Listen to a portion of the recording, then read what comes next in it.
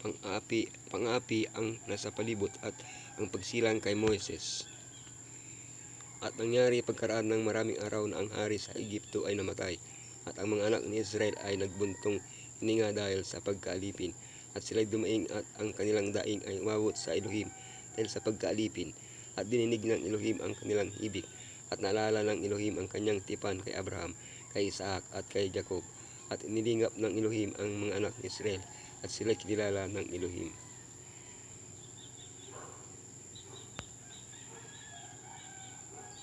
Nagsimula ang Exodo sa kwento ng isang maliit na pamilya na nanirahan sa Ehipto ayon sa pagsang-ayon ng Paraon.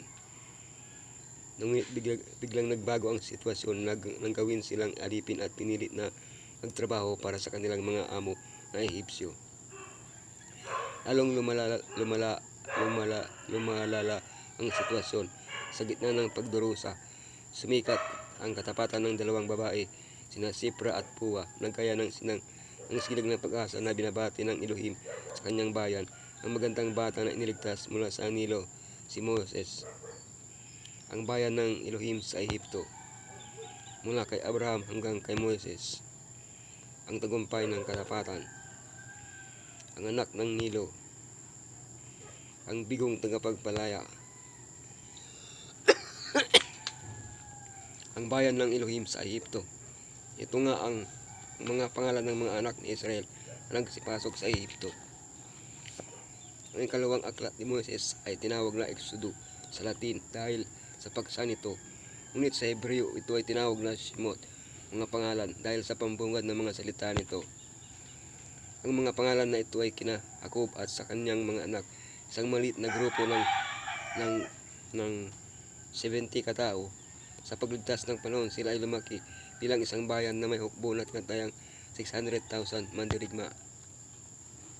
Ang anak ni Jacob, si Jose, ay isang ministro ng ika-17 dinastiya na paraon na taga-Hyksos, at hindi nang matalo ang mga Hyksos, nagsimula ang bagong dinastiya sa Ehipto na hindi kilala si Jose.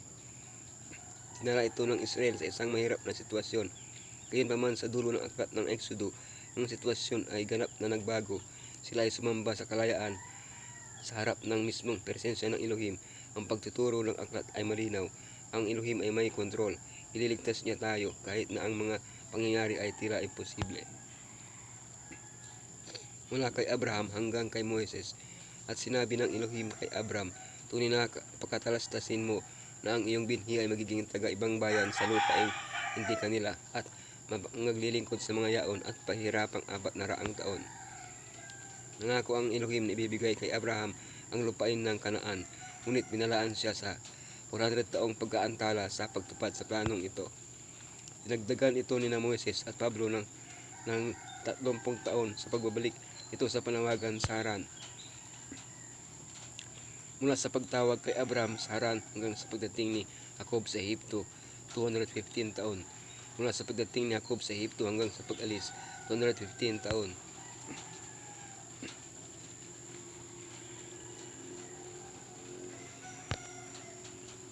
At paano nakarating si Jacob sa Ehipto? Isang mahimalang paraan. Sa kabila ng mga pagtatangka upang patayin si Jose, naging punong ministro siya ng Ehipto dahil sa kanyang posisyon. Isama niya ang kanyang buong pamilya. Ang eksaktong mga petsa, ngunit sapat ang ating nalalaman upang may angkop ito sa kilalang kasaysayan na hindi rin eksakto ang petsa. Mula kay Abraham hanggang kay Moises, at nangyari ng ika-480 taon pagkatapos ng mga anak ni Israel ay nangangakalabas sa lupain ng Ehipto ng ika-4 na taon ng paghahari ni Solomon sa Israel, ng buwan ng Sip na ikalawang buwan na kanyang pinasimulang itinayo ang bahay ng Panginoon. Sinasabi sa unang hari 6:1 na naganap ang Exodo 480 taon bagong ika-2 taon ni Solomon. Kung tumpak at ang betsang ito ay inilalagay tayo nito sa 1445 BC, kung isasaalang-alang natin ito bilang isang round number at isaalang-alang ang pagkamatay ni Paraon, ang Exodo ay naganap noong 1450 BC. Sa data na ito, maitutukoy natin ang ilang panahon sa buhay ni Moises. Mose 1, 1575, 1550, tinalo niya ang mga Hyksos. Siya ang Paraon na hindi nakakakilala kay Jose at malipin sa Israel. Amenophis I, 1550-1530, patuloy niyang inapi ang Israel. Thutmose I, 1530-1517, inutos niya ang pagpatay sa mga batang Hebreo. Moses, 1530-1410, siya ay inampun ni Hatshepsut na anak na babae ni Thutmose I. Thutmose II, 1517, nang siya ay naghari, tumakas si Moses sa Ehipto. Hatshepsut, 1479, namatay siya bago bumalik ang kanyang anak sa Ehipto. Thutmose III, 1479-1450, ang paraon ng Exodo. Ang kanyang panganay na anak ay namamahala sa mga alagang hayop, ngunit hindi naging hari dahil siya ay namatay sa ika-10 salot. Amenophis II, 1450-1424, anak ni Thutmose III, ngunit hindi siya ang panganay. Ang tagumpay ng katapatan at nangyari na sapagkat ang mga hilot ay natakot sa Elohim, ay ginawa niya sila ng mga sangbahayan. Ang ika-18 dinastiya na Ehipsyo ay nasusuklam sa mga dayuhan. Bukod dito, ang mga Israelita ay sapat na ang dami upang maghimagsik, kaya't unti-unti nilang pinasuko sila. Nagtalaga sila ng mga komisyoner upang pilitin silang magtayo ng mga gusali. Hinigpitan sila at ginawa silang mga manggagawa alipin. Pinag-utos nila ang pagpatay sa mga sanggol na lalaki gamit ang mga komadrona. Sa huli, pinapatay nila ang mga anak na lalaki ng puwersahan. Sa gitna ng paghihirap na ito, ang katapatan ng mga komadronang sina Sifra at Tua ay namumukod tangi. Nalis ni Moises ang pangalan ni Paraon, ngunit ibinigay sa atin ang kanilang mga pangalan. Itinala rin nito para sa ating ikatututo kung paano sila pinagpala ng Elohim sa kanilang katapatan. Ang anak ng Nilo at ang babae ay naglihi at nanganak ng isang lalaki, at nang kanyang makita na maganda ay kanyang tinagong 3 buwan.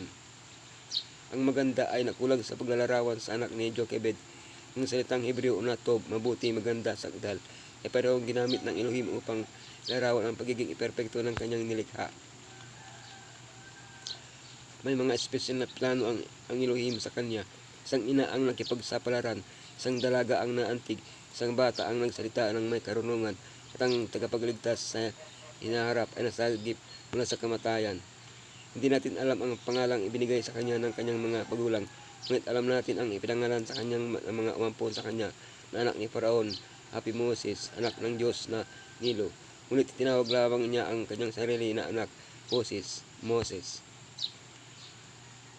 Ginamit ng kanyang ina ang ilang taon na pag-aalaga sa kanya. Tinuro niya sa kanya na maging tunay na anak ng Elohim. Napakahalagang gawain ng mga ina ang pagpapalaki sa kanilang mga anak na sa takot sa Elohim. Dininig ng Elohim ang mga dalangin ng ina. Ang kanyang mananampalataya ay ginantimpalaan. Puspos ng pagpapasalamat niyang tinanggap ang ngayon ay ligtas at masaya niyang tungkulin. Matapat niyang pinagbuti ang pagkakataon upang maturuan ang kanyang anak para sa Elohim.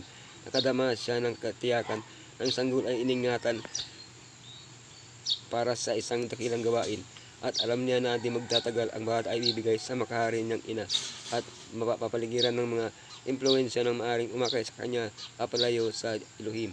Ang mga ito ang naging dahilan upang siya ay maging higit na masikap at maingat sa pagtuturo sa kanya kaysa sa iba niyang mga anak. Sinikap niyang ikintal sa isip ng bata ang pagkatakot sa Elohim at ang pag-ibig sa katotohanan at sa katarungan. At taimtim na dinadalangin na siya ay maingatan mula sa lahat ng mga kasamang influential.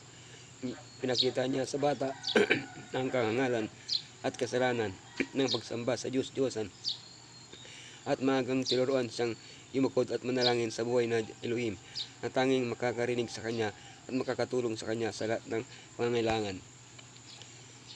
Ang bigong tagapagpalaya. Nang mabalitaan nga ni Paraon ang bagay na ito, ay miniti niyang patayin si Moses. Tatapwat si Moses ay tumakas sa harapan ng Paraon at tumahan sa lupain ng Madyan, at siya ay umupo sa tabi ng isang balon. Kaunti lang ang alam natin tungkol sa pagkabata ni Moses bilang posibleng tagapagmana ng trono.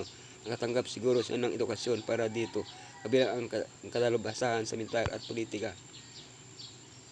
Alam natin na ilang sandali bago si Moses ay naging 40 taon gulang, si Thutmose II ay diniklara na Paraon dahil sa intriga sa politika. Naniwala si Moses na dumating na ang panahon para palayain ang kanyang bayang Israel. Ngunit sinimulan niya ito sa pamamagitan ng pagpatay sa isang Ehipsyo. Ito ay malaking pagkakamali. Kahit ang kanyang bayan ay hindi siya itinuring na kanilang tagapagpalaya. Sa loob lamang ng ilang araw, siya ay naging isang takas na pastol mula sa pagiging isang respetadong miyembro ng korte ni Paraon. Gayunpaman, hindi siya tinanggihan ng Elohim. Patuloy siyang umasa sa kanya sa kabila ng kanyang mga pagkakamali. Ang magandang palasyo ni Paraon at ang trono ng hari ay ginamit na pangakit kay Moises. Subalit alam niya na ang mga makasalanang kasiyahan na nakapagpapalimot sa Elohim ay nasa marilag ng mga palasyo noon.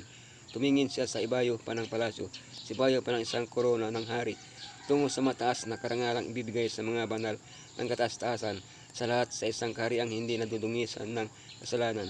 Nakita niya sa pamamagitan ng pananampalataya ang isang tinadlumang korona na ipuputong ng hari ng langit sa magtatagumpay. Ang pananampalatayang ito ang makay sa kanya upang talikuran ang mabilang sa pinapanginoon sa lupa, upang makasama ng mga aba, mahirap at hinahamak na bansa na pinili ang sumunod sa Elohim kaysa maglingkod sa kasalanan.